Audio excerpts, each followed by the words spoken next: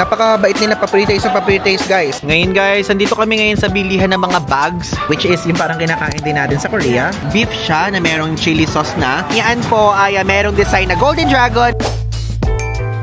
Hello guys! Today is another day at ngayon po ang ating first full day dito sa Da Nang, Vietnam. At yan, nakapag-rest na kami. Nakakain namin kami ng breakfast, but tomorrow ko na rin papakita sa inyo yung breakfast buffet area dito sa Balcona Hotel. And now time check, it's already 12 noon.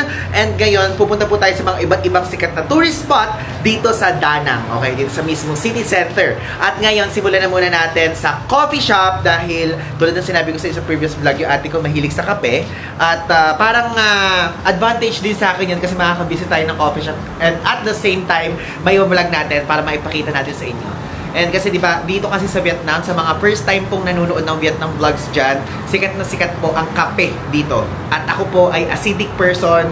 So, bihirang-bihira lang ako talaga uminom ng kape. But, tingnan natin kung merong maganda doon at masarap sa menu na pwede nating mabili. Let's go! And aside from that guys, mayroon pa tayong mga pupuntahang temple and markets. Tignan nyo, napakaganda po nitong harapan natin ngayon dito sa Balcona Hotel.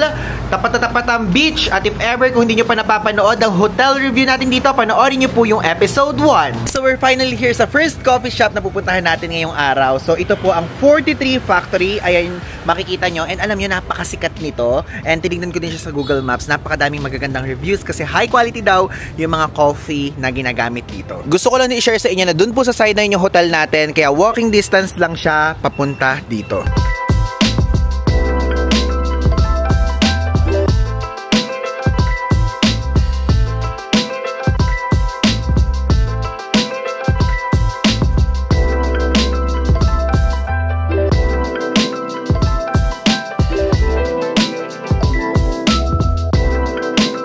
Ito guys, yung menu nila dito. And actually wala silang menu na pinahihiram sa table tulad ng mga normal ones na cafe.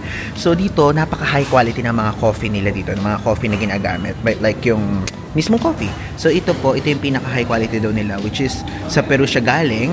Tapos ito naman sa Colombia. Tapos ito naman sa Panama. Tapos ito naman Peru ulit. So si ate, ito yung pinili niya. Itong galing sa Peru, which is yan yung pangalan ng coffee granules. I mean, yung coffee bean pala. Mali, sorry. Then, ayan. Meron ditong brewing method. So, kung ano dyan ang pipiliin nyo, yun yung isa-serve sa inyo. Pwedeng shot, pwedeng filter, or milk base. Okay? So, ito naman yung mga pastries na available dito. At 90,000 dong yung halaga nung isa. So, kami ang in-order namin, croissant. Then, sa bread, ayan din po. Ang mga options, may whole wheat bread, multigrain, regular, yan. 90,000 yun. Tapos ito, 180,000. Okay? Meron dyang salad, panini, and toast. Tapos may finger food dito, which is nachos, potato wedges, and homemade sauce na 180,000 din. Tapos tayo, ito yung in-order lang natin. Arabica tiramisu, 90,000 daw. Okay, so ito po ang aming order. So, ayan, coffee. Ayan yung coffee ni ate. And gusto ko lang i-share sa inyo na ito po ang pinili niya. Finca Rosenheim. Hindi ko alam kung tama yung bigkas ko niyan. Sa Peru siya galing, guys. And, ano siya, nakalagay dito, yung roasted bean nila na 250 grams is 500,000 dong. Okay? So, kung coffee lover kayo, yung mga ganitong klaseng coffee na ang type nyo, pwede kayo magpunta dito sa 43 Factory. Tapos dito sa site na to, mayroon silang pa-factory dyan. I mean, pa-factory. Yung pa-machine na nagdudurog ng mga granules, ganyan. Tapos, guess what? Since hindi tayo coffee person, yung ate hindi natin lalagyan. Tapos, tiramisu lang yung ating kakainin. Tapos, ito kay ate yung croissant. Guys, pasensya na. Naubos ko na yung tiramisu, nakalimutan ko siyang i-vlog. So, gusto ko lang i-share sa inyo na yung lasa ng tiramisu, normal lang naman na lasa. So, nangingibabaw yung lasa ng kape sa tuktok. So, meron siyang coffee pa rin. Pero kahit na ganun, at least, hindi siya yung liquid na kinakain ko na parang hindi, alam niyo, yung parang hindi siya nakaka-acidic for me. Yung ganun. Tapos, yung mismong tiramisu, tapos yung parang nasa gitna, yung parang graham. Though hindi siya graham parang bread na nasa gitna na merong, na medyo moist. Okay siya, masarap. Medyo matamis siya, but hindi ganoon katamis, okay? So if ever kapag pupunta kayo dito, I think perfect na partner to sa coffee nyo, okay? So guys, ngayon nakasakay na tayo sa Grab and umalis na tayo dun sa 43 Factory. Papunta tayo ngayon ng Han Market. Ang bayad po is 70,000 dong. And so far, bibigyan ko kayo ng thoughts ko sa coffee shop na pinuntahan natin, which is pastries lang yung mabibigay kong comment dahil yun lang naman yung kinain kong buong buo. I mean, nag-share kami ni ate. Pero okay siya sa akin, 8.5 out of 10 sa akin yung croissant saka yung tiramisu. And yung coffee, nagsip ako ng konti pero guys, super tapang talaga. And I think hindi talaga para sa akin yung mga ganong klaseng coffee na naka-filter. Pero si ate siya kasi uminom ng buo nun. Kasi coffee lover siya. Tanungin natin kung ano yung thoughts niya. So ate, ikaw, since ikaw yung nakainom nun, ano yung thoughts mo doon sa ininom mong kape? Actually, first time ko maka-experience ng filtered coffee. Matabang siya pero masarap naman. First time mo ng Vietnam coffee ba? Yes. Hindi ka nakakatikim ng Vietnamese coffee dun sa... Actually, hindi pa. I mean, ano siya eh, Vietnamese coffee shop, pero ano naman siya, from Latin America naman yung coffee bean na ginamit na yun. So, Peru, no? Peru yung pinili mo. Peru. Peru. So, yun. Alala mo na kung masabi kasi hindi ko naman kasi alam. Okay guys, andito na po ngayon tayo sa Han Market. Ayan, as you can see behind me. So, ito, matatagpuan nyo ito malapit sa Han River. And ito po, kinoconsider ito na one of the most famous markets here in Da Nang.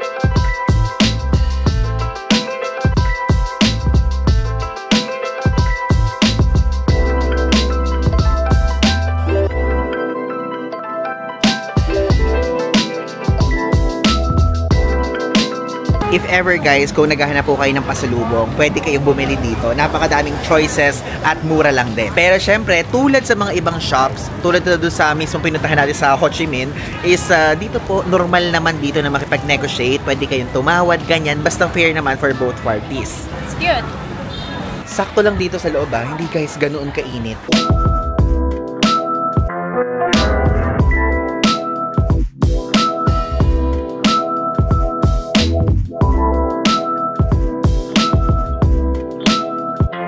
Let's go. Oh, grabe, napakadaming, napakabait nila pa-pre-taste guys. How much? 200 VND? Vietnam. 200 Vietnam dong. 200, 5 packs. How much is this one? This mango pure juice candy. Yeah, made in China. Yeah, how much? Yeah. How much? 25. 25,000. 25,000 dong lang. One. Okay. 2 Vietnam. So guys, nakabili tayo nito unang-una. Mango jelly siya. So 200,000 siya. Then nakipag-negotiate tayo. Naging 170,000 na lang. Bibili po tayo ng dalawa. Tapos guys, mango jelly daw. Free daw. Stop. Stop, no? Ito naman daw yun. Too many. How much? Same. 1, 2, 3, 4, 5 packet. 200, this is 170. 170? Too strong. Ayan, coffee guys. You like bean powder instant? Ito. So, how much is that coffee? This is coconut coffee. This is per pack or... How many inside? 12 pieces, guys. So, 24 pieces to 450. Is this the final price? Discount. Yeah, good. Ayan, so 450, magiging 420 na lang. More discount? Okay. Sarap. Ang dami naman na pinapatry dito. O, diba? No, it's okay. Only mango and coconut coffee. Grabe guys. Binigyan tayo ng pre-taste nito. Yung ano na yan. So, chocolate almond. Sarap. How much is chocolate almond? Grabe ate, lahat naman. Buhat na bibilin. Ayan guys, tignan nyo. Ito na yung bibilin namin. Wait, ano ba yung mga pwede pa dito? What's this? Can I smell this? You have a tester? Like smell? Guys, ito napakamura Ang halaga lang nito is 50,000. Ang cool. Ay, mabango to. Is it okay? Oh, thank you so much. Ay, mas mabango ate itong color green. This one, mas mabango to. Can I smell that one? This one. Yes, 50,000 lang. Sige, bili tayo. Grabe si ate. Bigay ng freebie. You're so nice. Come on. Do you want to say hi to the vlog? Only hi? Say hi! O, diba? So, guys, napaka-okay dito. So, bumili kayo dito kay number 35. Hiu Nyang. Yan. Bait ni ate. Kasi kanina pa siyang umingiti, guys. Tapos, bibili lang dapat kami ng itong jelly na to. Tapos, in-offer na niya lahat. And hindi kami nanghihingi ng freebie, Talaga nagbibigay sila ng freebie. Tapos, binibili naman namin yung binibigay nila ng freebie. Kasi, okay Sarap. Guys, bumili lang ako ng isa tapos si ate, binigyan tayo ng freebie. Come on, very much. Come on, very much. Oh guys, bait ni ate ha. Siya yung nagbigay ng discount kasi madami tayong pinili. Ito guys, in total, nung ating nabili dito, o diba? Freebie again! Freebie again! Grabe, nagpapa-freebie ulit. So guys, nakabili tayo po ng ganito. Then sila na mismo yung nagtali. 1.2 million to. And parang feeling namin sulit na siya kasi napakadami po nito. Merong mga mangga, merong coffee, ganyan. Tapos meron yung pang-amoy-amoy na para sa Thailand. Ganon. O diba guys? Dikit-dikit na namang level dito. Meron po dito mga ganyan ulit. Do ano ba to? Ah, pang incense. Okay, ganun pala. Tapos ito oh. Pasalubong, magnet.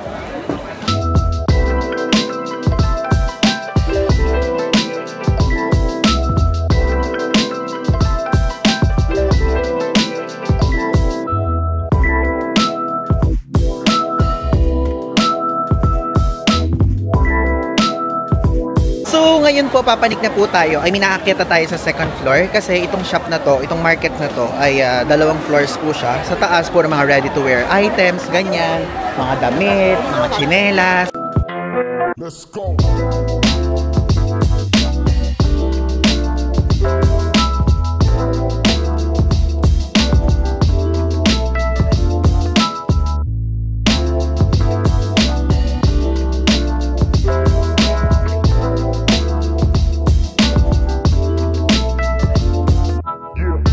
Ngayon, nakahanap tayo ng area na kung saan makakahinga-hinga tayo dahil po dun po sa loob. Like, kunyari, kapag pumasok kayo sa mga stores dyan sa loob, medyo dikit-dikit po yung mga tao. At gusto ko lang i-share sa inyo yung konting brief history about this market.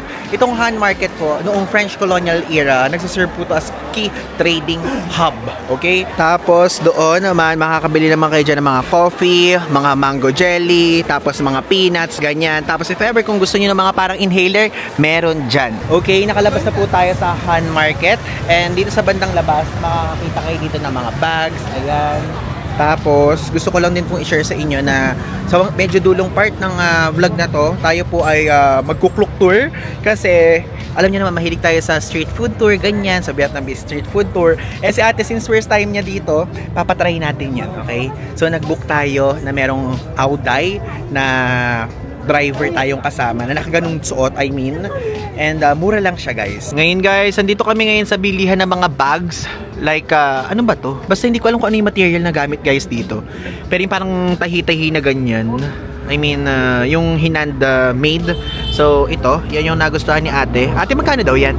160 pero tinawaran ko 150. 150 pwede. O, so, 150 VND daw yung ganung bag, guys. Ayan, zoom ko para makita nyo. Ayan. Wow. Ang ganda din, ha? Ang ganda niya. No? Oo, tapos parang ano siya, tawag doon? Social, yung design. Okay, good evening sa inyong lahat. Ngayon po, ito talaga pinakaganap natin ngayong araw. And now, nag-book po tayo ng tour, which is yung ginawa natin sa previous Vietnam trip natin, which is ang food and sightseeing night tour with Audai Rider in Da Nang. Okay? So, ito po yung pangalan ng tour sa Klook. And actually, 2,612 pesos siya per person. So, ako at ang ate ko, tigisa kami ng motorcycle. At ang pupuntahan po nito is ang Sunu Pagoda, Dragon Bridge, Lovelock Bridge, Han River. Tapos yung mga ibang sikat na mini resto na nag-o-offer ng street food dito sa Da Nang. Okay? Ngayon, let's go! Okay, ngayon lumabas na po tayo. Alam nyo guys, share ko lang sa inyo. Sa Pilipinas, ngayon yung napapabalita na yung heat index ay napakalala. Dito po sa Vietnam, super lala din. Like literally, napakainit talaga. Hindi ganito yung normal ng Vietnam. Super init. Kaya buti na lang sa mga susunod na araw, sa Bana Hills tayo, which is dun sa French Village. For sure doon malamig kasi bundok level siya. Okay, let's go down. So ate, excited ka na ba sa tour natin for today's video? Excited na ako. Ngayon, ang gagawin natin, kakain ng Vietnamese street food at iikot sa mga famous tourist spots dito. Okay? Napanood mo ba yung vlog namin ni Mami sa ano? Oo. Yan. Ganun lang gagawin natin, pero Da Nang version. Bakit parang walang nakamotor? Guys, wala akong motor na nakikita. You? Yeah, that me. Xin chào. Xin chào. Ivan. Moon? Chenny. Hello. Yeah, I'm a vlogger. Is it okay to vlog our experience? Okay. So guys, nag-ask tayo ng permission muna.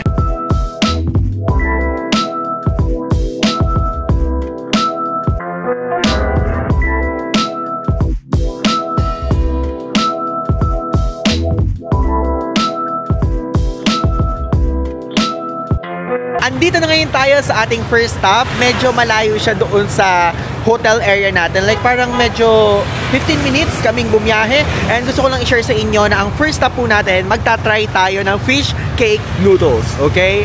And if ever kapag kayo book niyo yung same tour ngayon, ay kasama na po yung bayad ng pagkain sa bayad ng tour. Okay?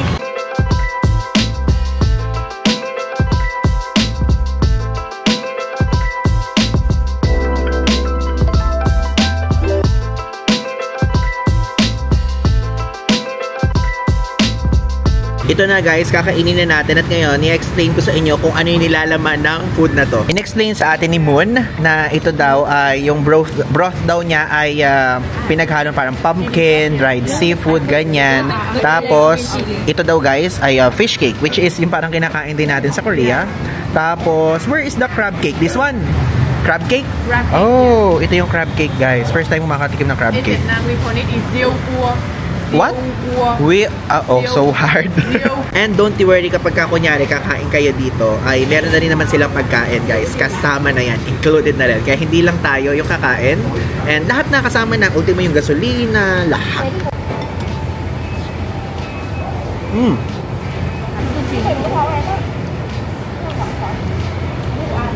Sarap no?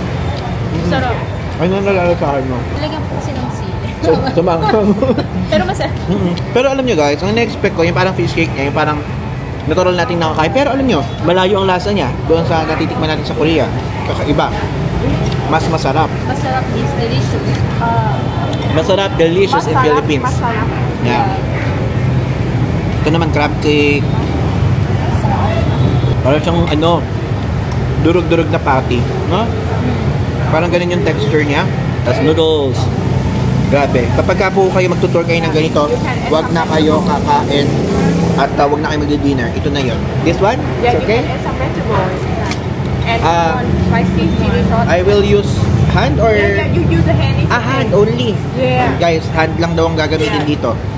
Kasi sa mga iba din naman natin pinupuntahan sa Vietnam, ganyan din naman guys yung culture nila dito. And aside from that, puro dahon. Di ba sinasabi ko sa inyo dati? Healthy, na no? super healthy. Super healthy talaga. Next naman po na pupuntahan natin is nagbebenta ng pancake nila. At ito walking distance to from the one na kinainan natin ng noodles. Ano yung ganito yung mga gusto kong tour eh. Nabubusog na ako habang naglalakad tayo at the same time, nagtutour tayo at the same time. Okay, so guys, andito na ngayon tayo sa store at papakita ko sa inyo. Tignan nyo, oh. Ito po yung mga ingredients na bubuo sa ating kakainin. So, ito meron ditong mga halaman. Tapos, ito may cucumber. Tapos, meron ditong green banana, right? Yeah. And this one? Papaya. Yeah, pickle. Yeah. And guys, kung naaalala nyo, nung nagpunta tayo sa Ho Chi Minh, is meron tayo doon kinainan na pancake. Pero kakaiba yung pancake nila dito. Kasi dito sa Vietnam, magkakaibang version. Like, iba yung version sa Hanoi, iba yung version sa Ho Chi Minh, iba yung version sa Da Nang. This time, Da Nang version kakainin. Okay, so now guys, gagawa na tayo ng ating pancake. Masarap? Masarap.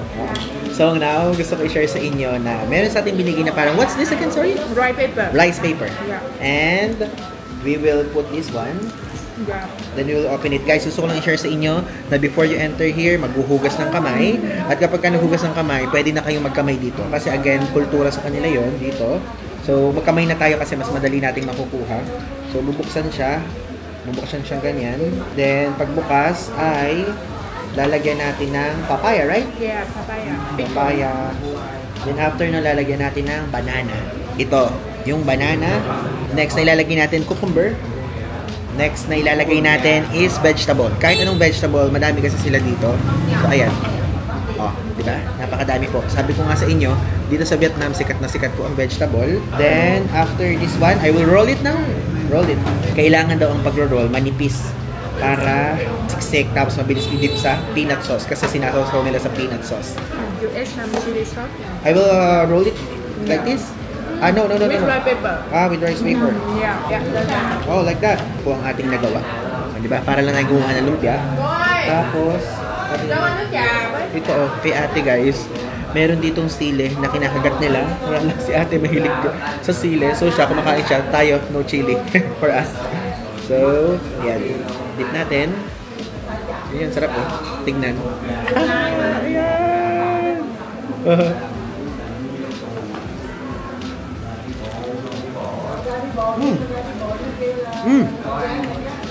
Yeah. And that's spicy. I like it. Not spicy. Sarap guys. Sauce is nice. Yeah. Peanut sauce. Ang sarap guys. Perfect. Ang crunchy niya. Hindi ko nalalasahan yung saging. Yung cucumber na nalalasahan ko. Vegetable okay. So nagbe-blend siya lahat. Kasi sabi sa atin ni Moon, yung ano daw, yung banana, medyo bitter siya. Pero kapag sinama mo dito, hindi na. Diba? Yun. Maganda dito guys. Salo-salo po tayo. Kasama natin silang kumakain. Kaya lang, ayoko silang tapatan ng camera. Dahil syempre kumakain din sila. Kasi ate, nagpaalam ko kay ate. Tatapatan ko siya ng camera for the healthy living. Tapos, meron silang ganito. Ayan. Ito. So this one is pork? Pork, beef, chicken? No, only pork. Pork this. So ang gagawin dito, so ganyan, gaganyan daw. Parang na rin tayo nag-Vietnamese sa cooking. Pero ano na siya, rolling lang. So, like this. Yeah. Gaganyanin. Again, dapat malinis ang kamay. Meron pong hugasan dito. Meron ding pasabon sila. Ayan, nasa loob na. Para tayo meron ditong, tawag doon, may laman na meat. So, dip it. Shrimp pala to. Shrimp. Okay guys, so far nagustuhan ko to. And second time ko naman na nakakain itong pancake na to. Alam nyo, parang ano eh, meron kasing shrimp. Alam nyo naman siya shrimp, di ba? Parang ano siya. Parang sumasagot sa lalabunan ko. So, i-rate ko siya na super perfect, almost. And itong nagustuhan ko, yung peanut sauce. Kasi mahilig ako sa ganito eh. Aside from this one, kapag ka nag-hotpot tayo, peanut sauce din ang gusto. Ikaw ate, so far, nagustuhan mo? Nagustuhan ko. So, i-rate mo siya 10 mo siya. Tapos maanghang pa. And then yung sauce kasi yung nagdala sa kanya. Saka yung sili na kinakagat mo. Tignan nyo guys, oh. Hindi ko kaya ganito. Kinagat niya yung sili. Ang liit na lang. Ngayon naman, sa next na part is kakain naman tayo ng parang mix ng Vietnamese barbecue saka Korean barbecue. Ito oh, tignan nyo guys. So ito ay beef siya na merong chili sauce na. Tapos ito naman pork naman siya na meron ding chili sauce. And dito makikita nyo po ay meron siyang pa-vegetable, tapos pa-kimchi, and drinks. Alam nyo guys, lahat ng yan po kasama na sa tour. Mas galante magpakain yung tour na kumpara sa tour natin before sa Ho Chi Minh. Ayan, tignan nyo guys, may pinoprovide na sila na lutuan din na ganito. And tutulungan tayo nila ate tour guide sa pagprito. Okay, so nilulutuan tayo ni Moon. Ayan, Moon is cooking the pork. Okay, for us. And alam nyo guys, medyo maanghang siya. Natikman ko na. Kasi yung sauce niya, green chili sauce yung nilalagay nila. And ngayon pa lang po gusto ko sabihin sa inyo kasi before may nag-comment kung bakit to tayo nagbabalanggot o nagka-cup na ganito. Kasi po, yung buhok ko po, ang bilis-bilis po magulo. May mga ganong instances na ang bilis-bilis niya magulo. Hindi ko alam kung anong amats nito. So tingnan nyo para siyang, basta kanina gulong-gulo yan, ganon. So nagaganito po ako para po, ang ibig sabihin yan, ayoko magulo yung buhok. May specific daw kasing sarap yan kapag kaganyan. Ay, ang galing. Ay, ang galing! Pinalitan! Oh, sorry, steak yan!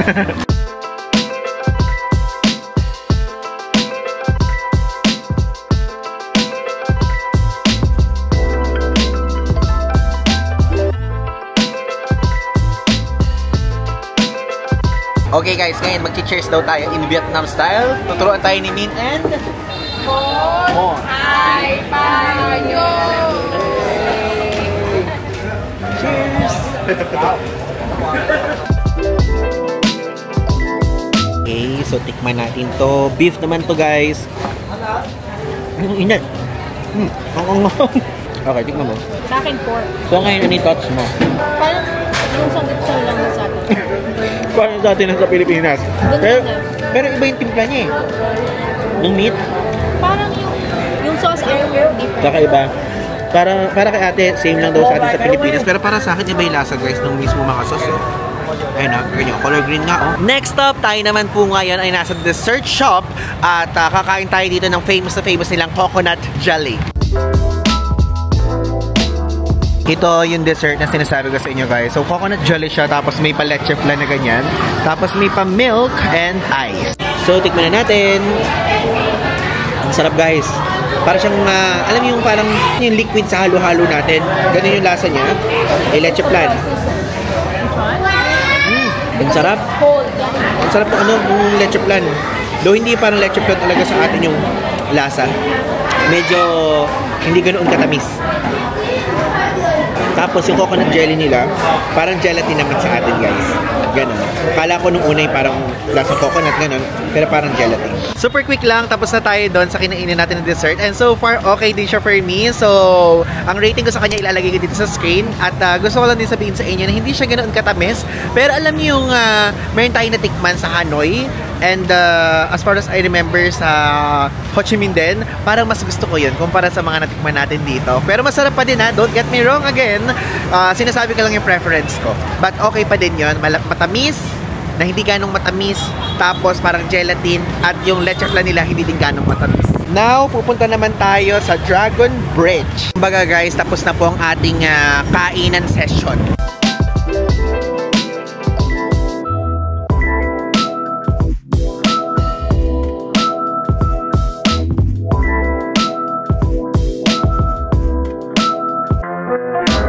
Okay guys, andito na ngayon tayo sa area ng Dragon Bridge at gusto ko lang sabihin sa inyo na ito po ay may haba na 666 meters, o diba? Plus, kung makikita nyo po ng malapitan, yan po ay merong design na Golden Dragon na kung saan sinisimbolize ito yung power, prosperity, and good fortune sa Vietnamese culture. Nilalakasan ko na lang guys yung boses ko kasi hindi ko po nadala yung microphone, but at least nakita natin ito ngayon. And also, gusto ko lang i-share sa inyo na kung sakali pupunta kayo dito ng Saturday and Sunday, meron po ditong show, which is na yan.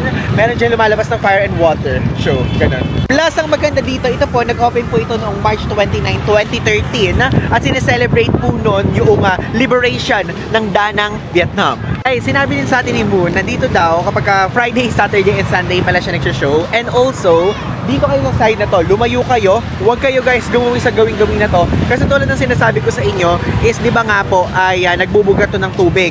Kapag daw kasi malapit kayo, mabubugahan kayo ng tubig mismo sa mukha nyo at mababasa kayo, kaya medyo malayo po, okay? And huwag kayo magpupunta dito na 9 o'clock na kunyari ay gusto nyo may sasakyan or what, kasi yung mismo mga police officers daw dito o yung mga authorized personnel is i-close daw nila tong area na to or haharangin nila yung traffic para pwede kayo makapaglakad-lakad dito, sabi ni Moon. Tapos gusto ko na din i-share sa inyo na ito, papakita ko. Dito po sa area na to, meron po ditong parang Chao Phraya River Cruise na ginagawa natin. So ayan. But ang suggestion din ng ating tour guide, if ever kung mag-book po kayo ng ganyan, mag-book kayo ng weekends para kapag dating ng oras na magbubuga na to, ihinto daw kayo dito, di ba? So tayo kasi personally hindi na po tayo nag-book ng ganon dahil nakapag-gano na po tayo sa Chao Phraya. And if ever kung interesado kayo, yung link ilalagay ko pa din sa ibaba kung ano yung pwede nyo i-book. And also, you can use my code. Now, next stop guys, andito ngayon tayo sa Sontra Night Market. Sikat na night market yan dito sa Danang. And fortunately, meron tayong kasama na magtutour sa loob. And let's go.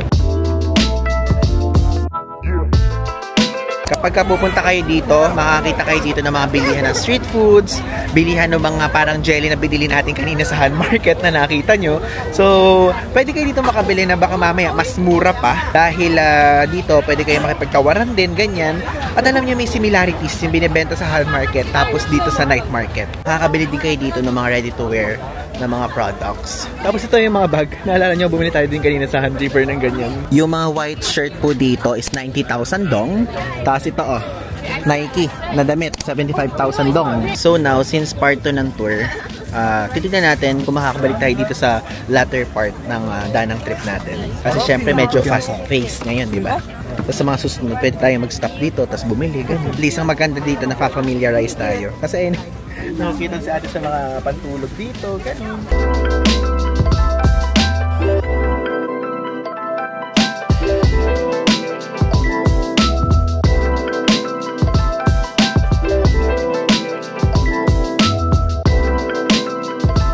Ang ganda guys dito. Kaya lang alam niyo yon sa 'di ba meron tayong pinupuntahan sa Bangkok yung Chatuchak Weekend Night Market. Meron daw mga panlalaking damit, which is itong polo ko na to. Doon ko to nabili. Dito wala siya gaano, puro karamihan pang babae. Yung mga panlalaki dito, t-shirtan lang. Ngayon, guys, sa ano naman tayo? Sa food area naman tayo dito. Sa night market. Doon din na tayo bibili. Papakita ko lang sa inyo.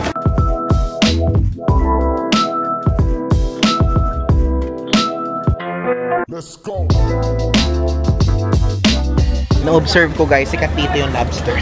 Like literally. Tignan nyo guys, 600,000 dong for 1 kilogram. You can choose any lobster you like. So they put it on the way to see how many kilograms. That, and okay. after that you can choose the way to cooking. Ah. Like they can stir fry it or make the hot pot or grill it with some cheese sauce or garlic sauce. So the customer will decide if what kind of food. that's right. Okay. Ano siya guys? It's giving dampa, ganun. Ito guys, yung lobster, iba-ibang sauce. So this is cheese. Cheese. This is onion, Onion? oil, and peanut sauce.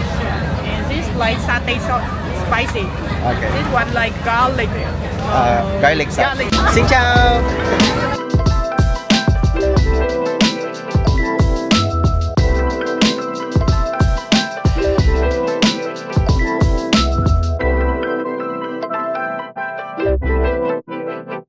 That's so quick! O diba? At least naipakita ko na sa inyo guys yung loob ng night market dito. Again, mix of toys, ready-to-wear products, food, tapos mga pasalubongs, ganyan. And pwede nyo i-consider tong bilhan ng pasalubong, okay? Kung ayaw nyo dito, pwede din naman kayo bumili sa Han Market kapag ka morning. Kasi kapag ka morning, syempre, hindi pa ito bukas. So guys, tapos na po ang tour natin. At ngayon, mag-thank you na tayo kay Moon. Yeah. Okay? At yung tour guide ni ate, ayan. So, kanina, hindi ako nakapag-introduce sa kanya. So, name niya si Moon. Tapos, napakagaling niya. Okay siya. If you will book the same tour, feel free to suggest sa WhatsApp na ganun and request Moon if ever, kung gusto nyo. Because, guys, okay na okay siya. Thank you so much. Thank you so much. Nice to meet you. Come on. Come on. Thank you. Yeah. Super okay. Super bait nila. Nag-enjoy ka ba? Sobrang nag-enjoy. Saka first time mo din kasi sumakay sa scooter dito sa Vietnam, no? Oo, first time. Kasi as a first timer here in Vietnam, and aside from that guys, nag-enjoy din ako talaga. Ibang experience and also malamig kumpara dun sa mga naunang part natin ng vlog. Di ba ang init? Pero dito at lamig ngayon. Saka umuulan. Kaya bukas. Feeling ko bukas uulan. Oo. So yun lang guys. Gusto ko lang i-share sa inyo if ever kung gusto niyo i-book tong same tour na to. Yung link is nasa ibaba. So ang rating ko po sa kanya 10 out of 10. 10 out of 10. Yan. So abangan niyo po ang susunod na vlog natin featuring Bana Hills and yung hotel natin doon which is Mercure. Thank you guys so much. So yun lang. Thanks.